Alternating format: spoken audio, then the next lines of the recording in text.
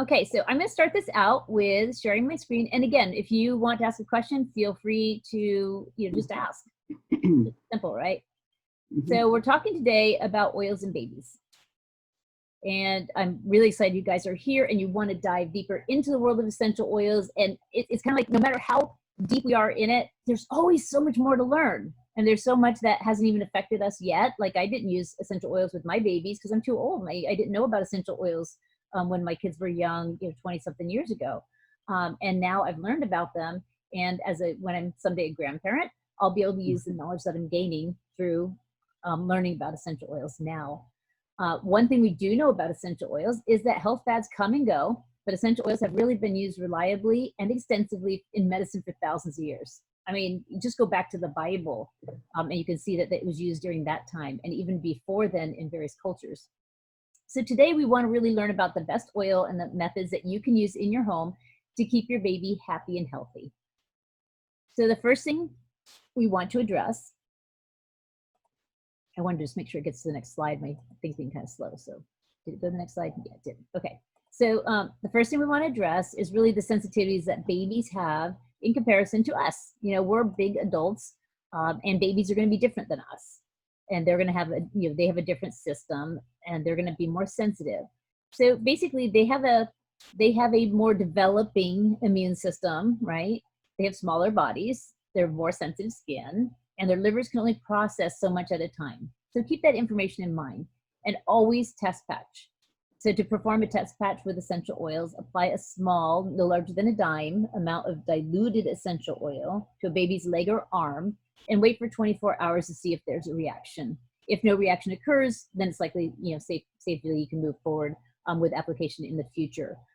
Common irritating oils that should be saved until children are older unless there's a very specific need for it would be things like the hot oils, cassia, cinnamon, oregano, peppermint, and anything that's got a really high menthol base. Maybe we're thinking maybe wintergreen, something like that.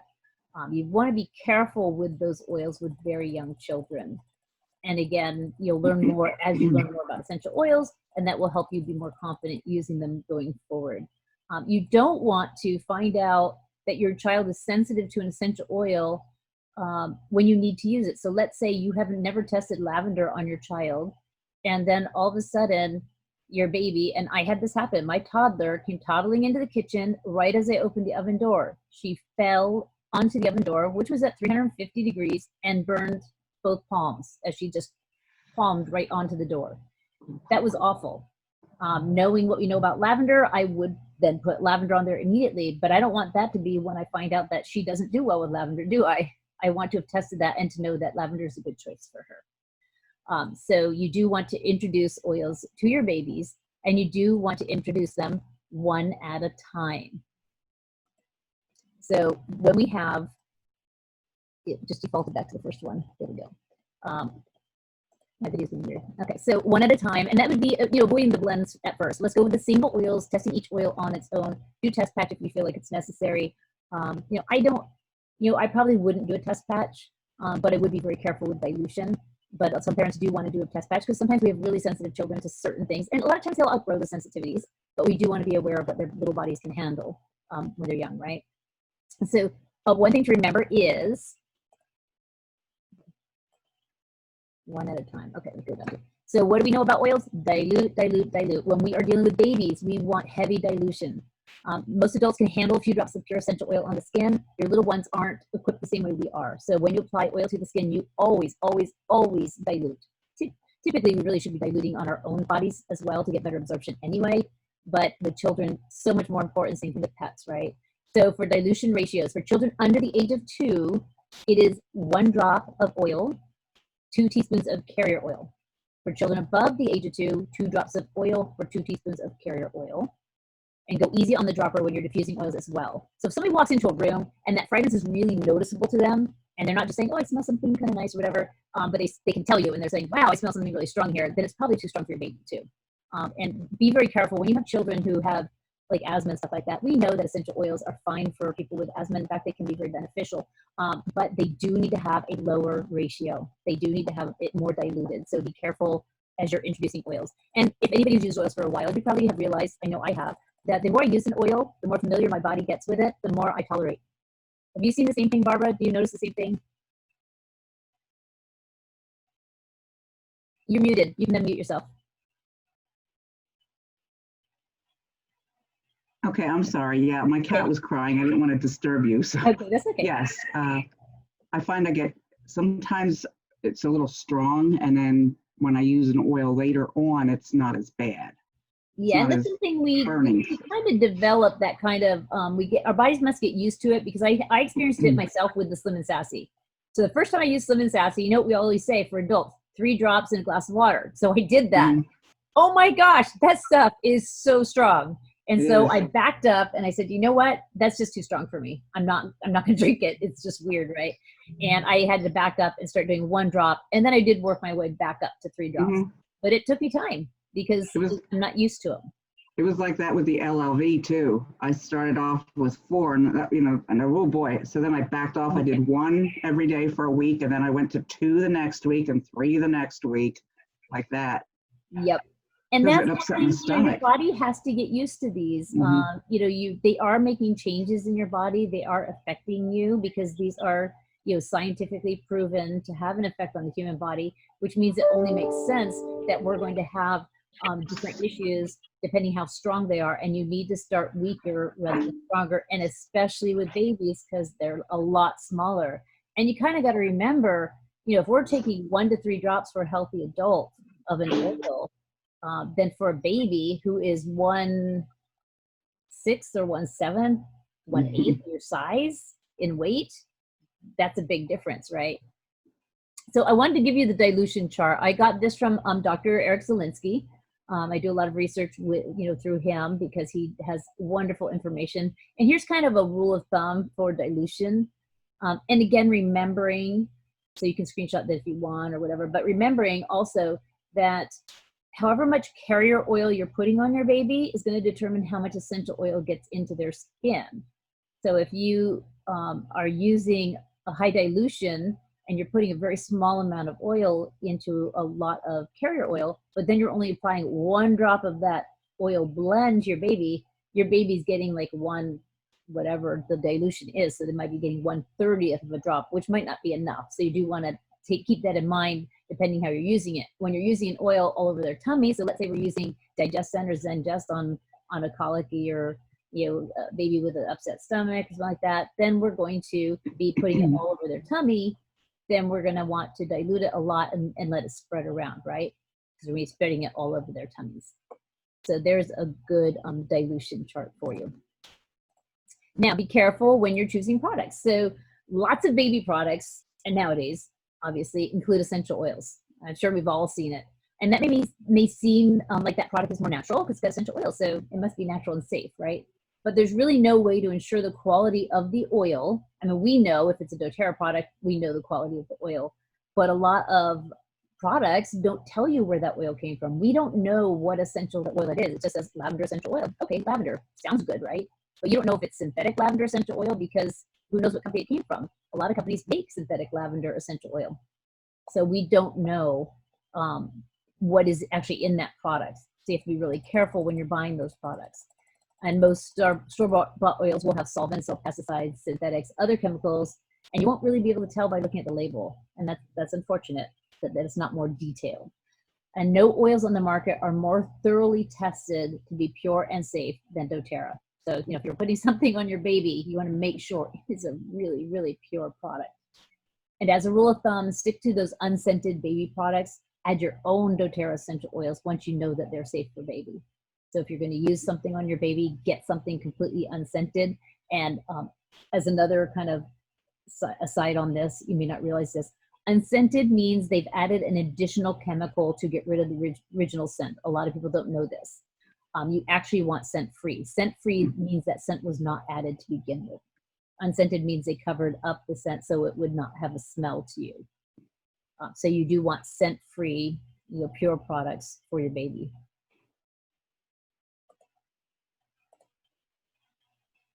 Now we want to figure out how we're going to put those oils on our baby, right? So to assure that we don't get too kind of heavy-handed with essential oils around our little ones, let's stick to adding a few drops to a bottle of water to spritz around the room, or even adding a few drops to a water-based diffuser, like we all use, right? Like you're running right now, Barbara. Avoid spritzing pillows. That'll make sure that your baby doesn't ingest any oil. And carrier oils to mix with the essential oils would include vegetable oil, coconut oil, jojoba oil, almond oil. I like that one a lot. And use that dilution from that dilution chart that I showed you. Sorry, I have to pause as I go to the next slide. I'm trying to, sorry about that. Okay, you want to keep all oils out of the reach of the children at all times. No matter how pure they are, they're still not meant to be handled by very, very young children. Do not let your child of any age ingest pure oil. If they ingest a pure oil, they can do a lot of damage. They can really hurt themselves. It's not likely that a small amount of oil is going to do major harm. And it's really, really unbelievably rare for a child to drink enough to actually be harmed, but is not a comfortable feeling. We've done it. For those of us who have stuck a pure essential oil in our mouths as adults, remember what it feels like when you took one of those hot oils and you put it directly in your mouth. You definitely don't want to put a baby through that kind of pain, right? So make sure they can't get a hold of your oils. Always dilute them. If you do need to give essential oils to a baby internally, make sure that you put them in an oil-soluble liquid, like milk or half and half.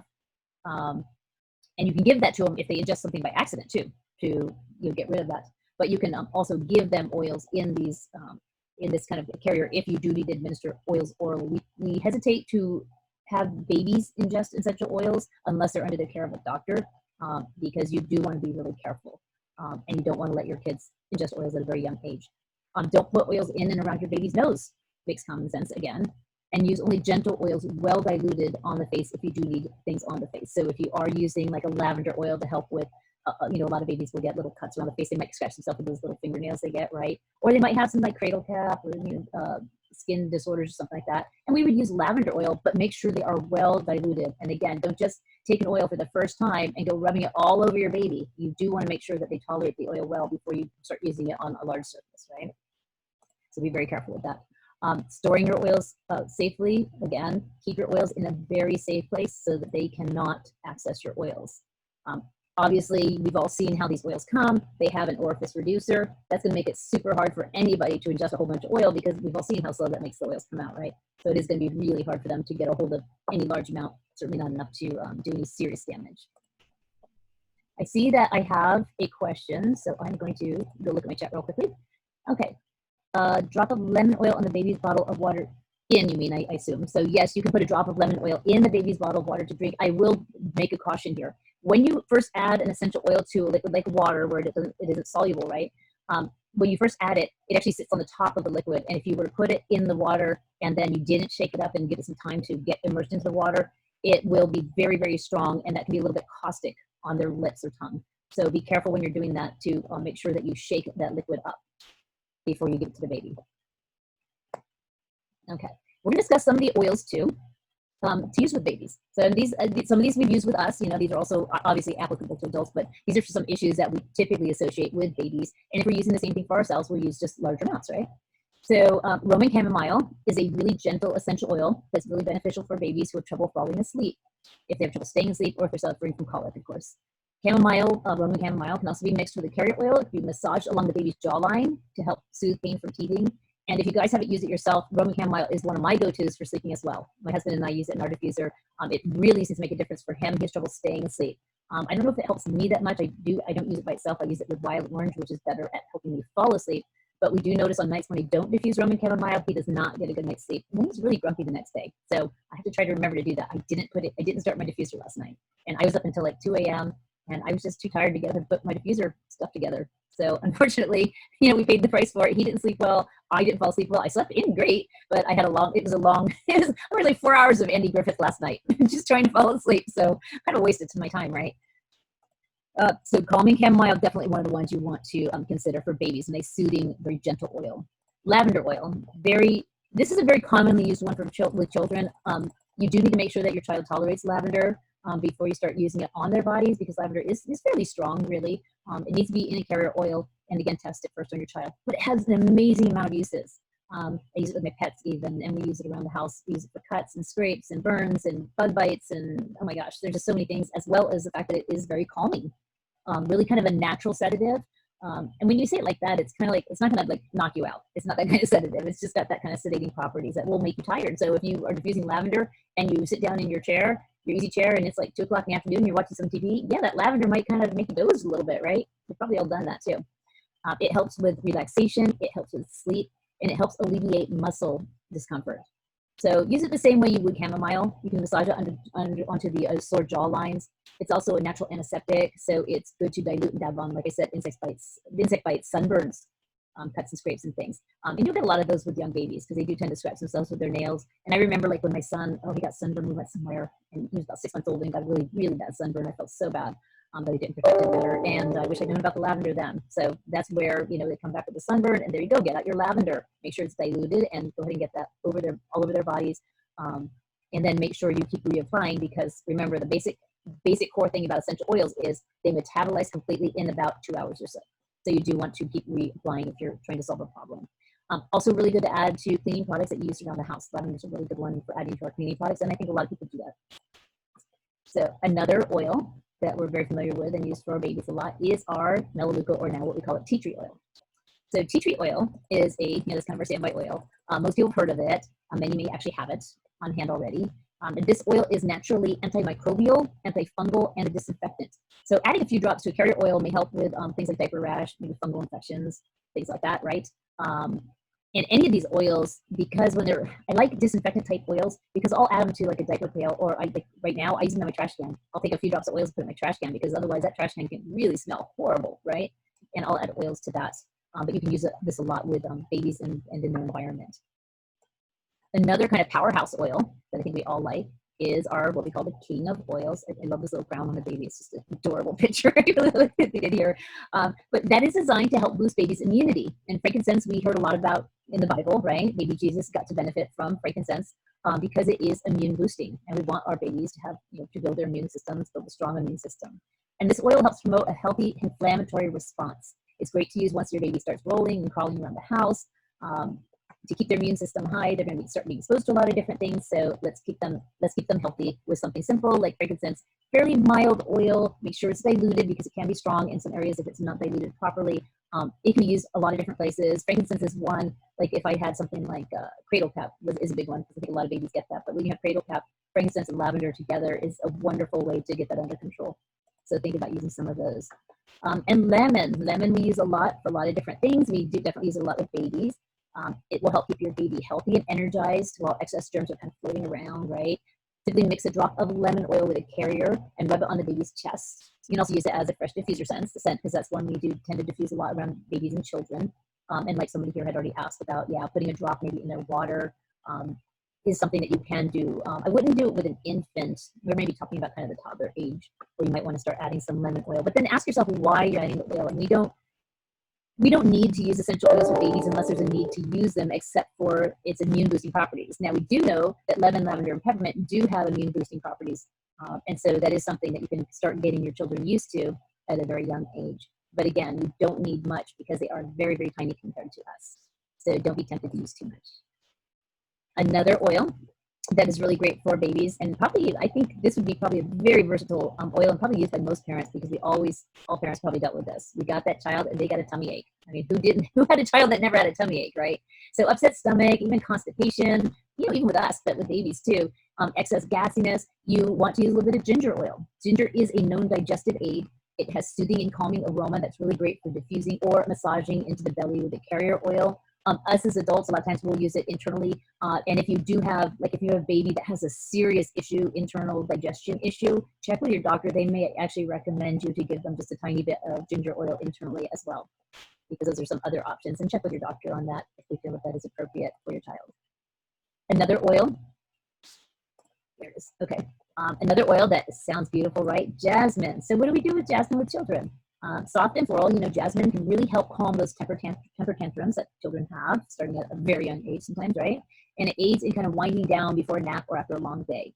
You have to remember what the baby's feeling and thinking as the day goes on. And babies are they're very perceptive. And this is the word I'm looking for. It's kind of like if a baby gets too stimulated, that can cause them to get fussy. If they don't get enough sleep, of course they get fussy. We all get fussy without enough sleep. We just show it a little bit different than babies do, right? So jasmine, like Jasmine Touch, which is pre-diluted, and we have, makes the application to babies' feet or pulse points very easy. And you can use that to help calm down babies, getting them winding down before their nap or at the end of the day. And you can mix this with lavender oil for a really good blend. Now, something else that I think are hearing a lot about in recent, I don't know, probably the last couple of decades, we've heard more and more about baby massage, right? So all these oils we've talked about can be used in a massage. Obviously, on their tummy is a very common one, but you can massage them anywhere on baby's body.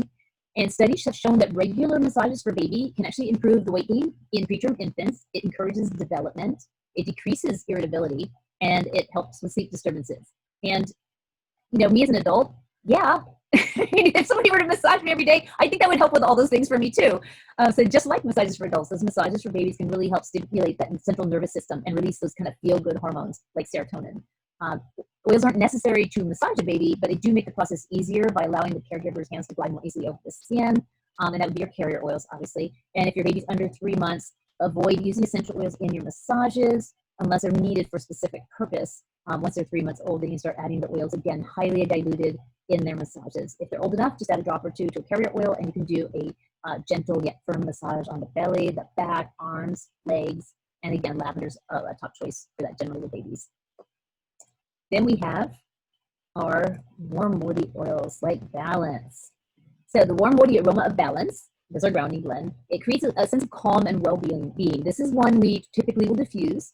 It is a really great blend of spruce, whole wood, frankincense, blue tansy, and blue chamomile with fractionated coconut oil. And that is a really nice fragrance that is designed to promote tranquility, relaxation. Now, spruce is one of the oils in doTERRA Balance, and that was used by Native Americans for health and spiritual reasons, and still used even today to bring harmony to the mind and body. Whole wood, blue tansy, and blue chamomile are really good for anxious feelings, while frankincense is kind of a grounding, balancing effect on your emotions. So Balance is really great for diffusing. It's mild enough to be safely applied to the bottom of your baby's feet. So give that one a try. I don't know. I assume everybody's been in doTERRA long enough, always remembers to eventually try Balance. I've tried Balance. I think it's really good. I think it's very hormonally balancing, which we need at any age. It does have a nice, I think it has a nice smell. I think most people have also reported that they like the smell of the Balance, which is good because it is highly recommended. That is great for as an adult. On the bottom of your feet, straight. Oh, that's good stuff. In the morning before work. Oh, that's great. Yep. Yeah, well, balancing our hormones and getting ourselves more grounded is really what we're trying to do always. And essential oils are just a great kind of easy way to do that, right? Because our lives are hectic. We have responsibilities. We have things we have to do every day. I mean, is there ever a day where you don't have to get something done? There's always something to do, right? You've got work, you've got laundry, you've got to clean your house, you've got to take care of others. We are very busy people. And so we need to start our day grounded and balanced. We don't want to start our day feeling sluggish. We don't want to start our day feeling spastic, right? I mean, there's lots of different things you can wake up. We all wake up in the morning and you feel something when you wake up, right? Sometimes you feel like it's a nice slow transition. You're waking up and you feel good. Other times you wake up and you feel like, boy, this is not going to be a good day. I feel just blah. I don't feel like doing anything today. Other days you wake up and you're just go, go, go. And you want to balance that so that you can go through your day more comfortably and not overdo it or underdo it or feel lousy, right? So we do have like the Touch collection. So the Touch collection was something was really nice when they developed all these roller balls for us, because a lot of us were making our own, right? We were making our own Touch blends because we knew that we wanted them diluted. But then to make it easier, so you don't have to do your own, you can get the Touch collection, which comes pre-diluted with the fractionated coconut oil. And that makes it really great for use with your child's naturally sensitive skin. So we do recommend these Touch roller balls whenever we're using them with children. And a lot of us as adults also like the Touch because, again, the carrier oil helps drive it in better. So we want to dilute them because we want them on our skin. So anytime you're using an oil on your skin, it's great to have them in those roller balls. You can make your own, of course. It's cheaper to make your own, but they are available pre-made for you to use with your children if you'd like, especially if you're new to essential oils. So lavender, frankincense, tea tree, jasmine, breathe, and Digest and Touch, which is also called Zengest, Put them in a drawer for easy access with your babies, because those are some of the ones you're going to be using a lot with your little one. So make sure that they are somewhere close by for you to use regularly. And those touch blends, yeah, it was really nice when they added those, because they didn't always have them. So it was really nice to have those. Now, there's obviously, and we're all getting ready for this, how many people are recognizing that it is bug season? Yay, bugs are up, right? Spring's coming, summer's coming, we're all getting our bugs. Okay. And there's nothing worse than a bug bite at any age. I mean, babies don't like them. We don't like them. Who likes a bug bite? So we want to protect our baby with the protection that they need, keep the insects from chewing on our little ones. And we can do that with a DIY bug spray using witch hazel. It's like a 1/4 cup of witch hazel, alcohol-free, preferably natural or organic. 10 drops of lavender oil, 10 drops of citronella oil, and a teaspoon of either vodka or rubbing alcohol, and a 1/4 cup of boiled water. And then mix all that together, fill it into one or more spray bottles. Maybe something, you want to go with the dark glass when you're doing stuff like that, because that protects the blends that you've made, so they'll last longer. So you can get dark glass, amber, blue. I've seen some other colors too. Shake it well before use and apply onto your clothing, not your skin. So you do want, this should be applied onto your clothing ideally. You don't want to have this all over your skin, but you can safely put it on your clothes. And I don't know if you had a chance to try the citronella yet, Barbara? No. Not yet? Oh, okay. I Well, you've been using it for bugs. I use TerraShield. Okay, yeah. And bugs. Yeah, we just started using that. I was just notified by my vet when I took my dog in that he's just starting to get some fleas. And so we started using the TerraShield as well. I like that Can you spray. take that one? TerraShield, nice. Can you take the citronella internally? I don't even know. I don't remember. I don't think so. Where is it? I don't remember. I wouldn't think so, because based on what it is, I wouldn't think you can. And it'll say on the bottle, but I don't even know what you'd use it for internally, honestly, Barbara. I mean, my room is ripped apart right now. I can't find anything. Yeah, working just on the house. putting it, putting it on the dog's fur and stuff like that, which is what I've been doing to keep the bugs away. You can do it in combination as an excess with TerraShield. Citronella, of course, we know is really good for flies. It's also really good for fleas. Those are two of the really, really great things about that. I don't know any reason you'd ever want to take citronella internally anyway. And I seriously doubt it's an internal use oil, and I've never heard how you would use it internally. So I'm gonna guess no, but it'll say on the bottle. So I'll look on the bottle. Like I said, my room here is we're working on the house, and my stuff is everywhere. I can't find anything at this point. Yeah, and then researching it to make sure that it's safe to use, because I know you have cats, to make sure that it's something that's safe to use it around cats, and in what dose you would use it around cats. Remembering cats have a more delicate system, much like babies. You want to diffuse at a lower, you want to have less oil in your diffuser. It shouldn't be as strong when you're around cats, generally. And then let's see, where was I? We're talking about citronella. Okay, so we're done with the citronella. Yeah, we want to get that bug spray out. So some of the other DIYs we have. So we love DIYs because they save us money as parents, and then we know what's in our products. That's probably the main thing about DIYs. It's nice to know what is in your products. So some of the, obviously diaper creams can include ingredients that can really irritate baby skin. In fact, I don't know if you've all seen it, but on TV lately, I'm seeing a ton of commercials where they're suing Johnson & Johnson, I believe, for one of the products they use for a diaper cream or diaper rash type stuff. And we see that a lot because they knew that there was something in there that they shouldn't have in there. That's why they're being sued in the first place. And we see it all the time, usually 30, 40, 50 years after we've used it, which means we've, a lot of people have used it and suffered some ill effects from it, to different degrees. And so what do you want to do to prevent that? Make your own stuff, the stuff you can pronounce, stuff you can actually use. So we have recipes. I've got a recipe for a homemade diaper cream with essential oils. That's a simple, natural, great for helping to soothe and soften the skin safely. Use coconut oil, and most of your benefits are going to come from adding just something simple like lavender and melaleuca. I've got actually a link to a diaper, homemade DIY diaper cream that came out from doTERRA. If you want that link, let me know, or just do a search for doTERRA DIY diaper cream, and you should end up right there. The lovely little cream that you can make yourself. Okay, so here, let's get down to the end here. Again, what is this one here? Oh, okay, so we've got the DIY baby powder. Again, these are ones that doTERRA has come up with themselves, but they are made to DIY, so do yourself. Save yourself a ton of money with these DIYs. Know what's in your products. Look up these recipes. Just look up DIY baby powder doTERRA, and you'll come up with that recipe. So before I go into, I'm going to go a little part that I did some training with Dr. Zielinski, and a lot of this is going to be kind of postpartum stuff, like the first year, maybe breastfeeding questions and stuff like that. So I'm going to talk a little bit about that and maybe take about 10 minutes. So if you want to stick around for that, then great. But in the meantime, do you have any questions about the essential oils I've discussed so far? Yeah, where could you find that arrowroot powder? Unless I guess you'd have to order it online. I've never seen it anywhere. I've seen arrowroot powder at Sprouts, so it is available in some of your healthier based. Yeah, we don't have that here. Yeah, if you don't have that around, it's so nice. We live in a time and age where we can order those things online, because I also struggle sometimes being able to find something in the organic versions, the all natural version. But if I go to some of these places like Amazon or Thrive Market or something like that, you can find these things online.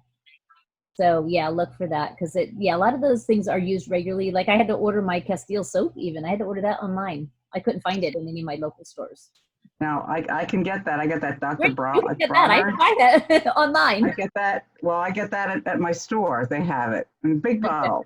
Yeah. So, and that's what we did too. And I get my I get bigger bottles of like MCT organic coconut oil that I also buy online in really big bottles, because I do tend to use a lot of it, and the doTERRA stuff is awfully expensive. So, and it's not for internal use, which is probably another issue too. I got aloe vera gel too that way in a big great big. I think it's like a half a gallon. I think aloe vera gel. I love that stuff. Because I make stuff. I make stuff. And that was hard to find for a while. Yeah. So I got a question on the phone here. Cypress for bedwetting is what you're using right now, and it's not working. And he's almost 5. So you can try some other oils, and here's what I do, because I don't know off the top of my head what I would use there. I research things when I want, when the problem exists.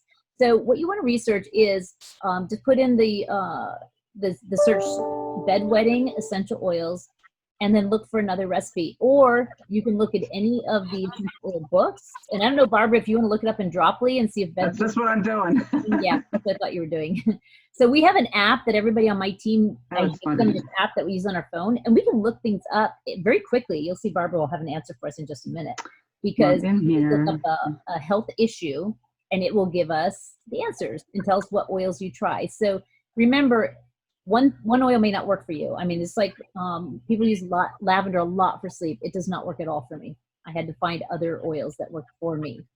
So you just go through the list, and if one thing isn't working, you give it a couple weeks. And if it's not working after a couple weeks, it's probably not going to work for you at that time. So then switch to another choice. And I assume you're using the cypress as aromatically, because it is not an internal use oil.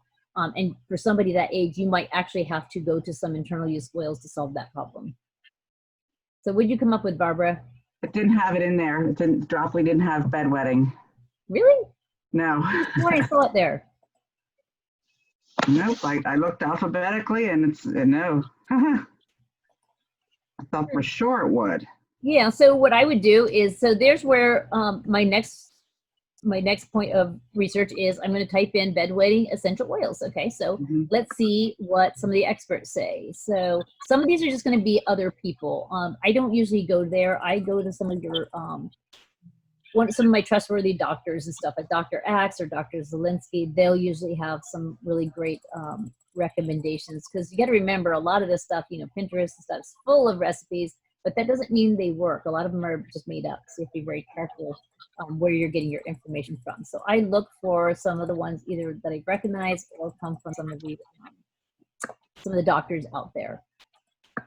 And remember, this is, these are all things that are researched, because that's what we do. We research things over time, and we find solutions, and we keep researching, because there's always more than one solution, obviously. So I I'm happy to do some research for you. I don't know who this is though on the iPhone, so you have to give me your information privately if you want to. If you want to send me over an email or a text, you can do that, and I'm happy to look that up for you and give you some more information. I just found it. Oh, okay, hi, go ahead. I'm Sandra. I just found a recipe on Droply for 10 drops of cypress, 5 of frank, and 10 drops of grounding blend for bedwetting. Oh, how come? Did you search under bedwetting? Because I do not have that. Yeah, it came up. Bedwetting came up. Oh my gosh, maybe mine's out of date or something. Oh yeah, do you update yours? You should update it. It's Oh. an app. You have to update apps. There'll be new stuff all the time. Where do you update that then? Do you know how to update things on your phone? Well, usually it does it automatically. Yeah, usually. Oh, no, you have to do it manually. I have to update all my stuff manually. Oh, okay. Unless it prompts me. You just have to go into your apps probably. Right, okay. And then you just update. Because a lot of mine don't update, like Facebook and stuff like that. They never update. I always have to do it manually. Oh, no, mine do it themselves. So again, that one included cypress, but I see that it has some other better supporting oils. So sometimes you need those supporting oils. And remember also, one of the things we know about essential oils is when we start combining oils, we get a synergistic effect. So sometimes, like let's say lavender oil is 20% effective and peppermint oil is 10% effective. You would think that combined they'd be 30% effective, but instead what happens is combined they become like 80% effective for certain conditions. You're going to see that with a lot of oils. So that's why you start adding some other things to it. Frankincense makes sense, and so does the grounding blend as an addition to cypress for something like that. So that does make sense. And that would be, if it has more of probably more of a physical basis to it rather than a psychological thing. So definitely look at maybe psychological issues. And just keep in mind, for some kids who just don't have that strength in that area, it's something that develops over time. It's totally normal. And children may even wet the bed until they're 7 or 8 years old. It's extremely common. You wouldn't believe how common it is, actually. So we see it a lot. So don't get too nervous about it, and just deal with it and let them know that they're probably going to outgrow it. Okay, so I'm going to go a little bit now into a little bit more advanced training. This is stuff I got from Dr. Z, and I'm just going to kind of flip through these pretty quickly for people who might be thinking about getting pregnant or have really, really young kids or are going to be having more young children in the future, right? So we do want to make sure that you're aware there are some times when essential oils aren't indicated, and you have to be very careful. Not that they're necessarily dangerous, but because they're in a lot of our foods that we're eating in very, very small amounts. But in the amounts that we use them in typically, like if we're using a drop or 2 drops or 3 drops, that's a very, very powerful amount of essential oil. It is not, because you have a plant, and it may be 70 times more powerful than the herb. So it is very powerful, and you have to be aware of that. So first trimester, there are some oils you should try to avoid internally for the most part. And then when you are using them externally, be aware during your first trimester of oils that you should maybe use less of, more highly diluted, or avoid altogether. And here's a list of some of those. Unless they are needed for another condition, you should probably avoid some of these. So can everybody see my screen? Yep. Even people who are on phones? Okay, just want to make sure everybody can see the screen. So you can copy these things if you need. So there's your first trimester warning. And then, of course, by second trimester, you can start adding in your oils again. And that's interesting because if you looked in the first trimester warning, one of those was ginger. However, I have read other research that says that ginger is really good for what? Morning sickness, right? So you have to keep that in mind when you're figuring out what is the balance, what is the ratio. It's not like these are poisonous to you. It's simply that they're ones that you want to avoid using as often during that time. So I have a question. Uh-huh. The oils, like most oils say do not use when you're pregnant or breastfeeding. Is that you kind of have to use your own discretion on that then? Yeah, so what that means, so if you don't know what that means, that is required on everything, every single product, unless it was specifically tested with pregnant women. So let me see if I can see, anything, any vitamin that you take, all kinds of, so things that you ingest, They will always say that. That is a umbrella thing that is just required to prevent manufacturers from getting sued. It really means nothing. Right. The only, Right, that's what I the only time figured. yeah, the only time it matters is if you are using a product and it doesn't say that and it is a supplement, then it might be that that was actually tested with pregnant women. Oh, That's just okay. very rare. Most things aren't tested a whole lot with, to the degree they need to be to get that Of number. course. Okay. Okay, Yeah, then we have thank some you. essential oils that maybe we should avoid during pregnancy. And so these are very, very strong oils. And most of these we're not familiar with. These are not oils that are common with doTERRA. So the only ones that you might have seen at doTERRA is, of course, birch. It's not one that they sell regularly, but we have earned it various times throughout the last few years. And I have birch here. I love their birch. It is so much better than wintergreen for back issues and stuff. So I absolutely adore it. But you do want to avoid it during pregnancy. It is super strong. I would almost, I don't know if it's on here. Yeah, wintergreen. Again, yeah, probably. Those are two very, very powerful oils and probably a good idea to avoid those during pregnancy. These other ones we don't see too much. Camphor is in, I think it's in one of the doTERRA products, but in a very small amounts, it's probably fine. Tansy, if it's similar enough to blue tansy, maybe you want to avoid that during your pregnancy. And some of these have specific reasons. I know some of these are a little bit more prone to help make you go into premature labor, and that's why you maybe want to avoid those. Of course, if you want to go into labor, that's a whole nother story. Then you want to start researching and saying, okay, what can I use that'll help me go into labor, right? If your date is, is scheduled or is passed. Another one, like this one, the cinnamon, right? And I wonder if this is the same cinnamon, because I use cinnamon every day. I absolutely love it in my tea in the morning. I never want to be without it. Of course, I'm done having kids, so not an issue for me. But if you are using an oil regularly, and it is one that is maybe something you shouldn't use during pregnancy, find out why. Why isn't that used during pregnancy? And is this the same one? Yeah, see, that's a different one. Our cinnamon is because the cinnamon bark is actually a different name. It's cinnamonicum, but then the second word is Zeytinicum. So different. And I noticed their second word is camphora. So I'm thinking it's a type of camphor, and that's why, just like camphor is not, and so that might come from